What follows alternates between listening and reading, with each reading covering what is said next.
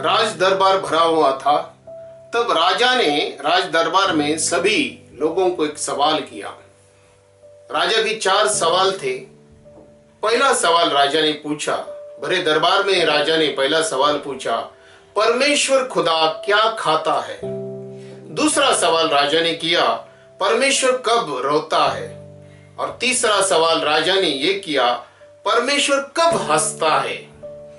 और चौथा सवाल, परमेश्वर अब क्या कर रहा है?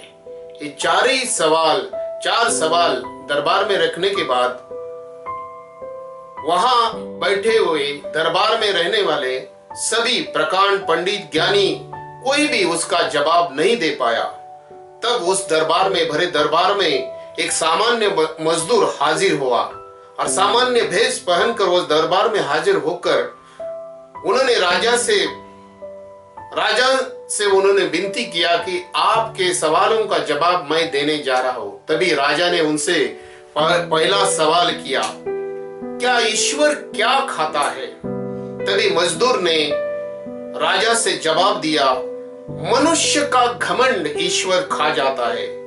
एजिंग गॉड आउट, ईगो, मनुष्य का ईगो परमेश्वर खा जाता है। इसीलिए नीति वचन 18:12 में लिखा है, पहले नम्रता फिर मान्यता। राजा ने फिर दूसरा सवाल किया, परमेश्वर कब रोता है? मजदूर ने बड़े आसान तरीके से जवाब दिया, जब मनुष्य परमेश्वर को भूल जाता है तब जीवित परमेश्वर को बहुत ही दुख लगता है, छोड़ने का दुख लगता है। और ऐसा कठिन मन मनुष्य का ना हो, इसलिए इब्रानी की किताब 3 अध्याय 12 वचन, तब परमेश्वर रोता है। तब राजा ने तीसरा सवाल किया, परमेश्वर कब हंसता है?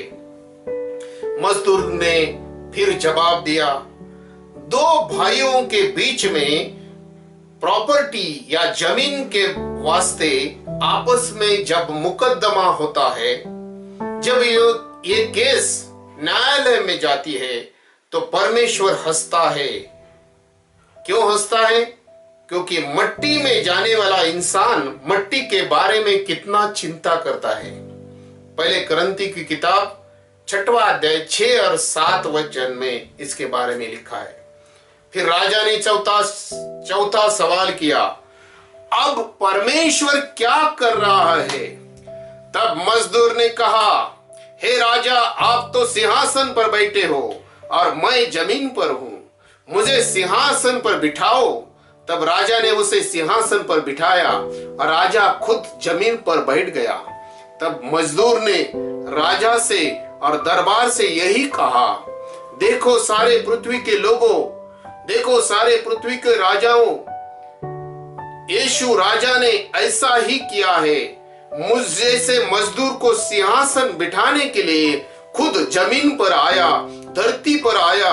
उन्होंने मेरे लिए और आपके लिए सिंहासन मिलने के लिए अपना खुद का सिंहासन छोड़कर जमीन पर आया और आज वो मुझे और आपको सिंहासन पर बिठाना चाहता है। जैसे जक्कई को, जैसे चोर को वहां उन्होंने उद्धार दिया, वैसे आपको भी परमेश्वर सिंहासन पर बिठाना चाहता है। इसीलिए हम एक वचन पढ़े, क्या तुम नहीं जानते कि पवित्र लोग जगत का न्याय करेंगे?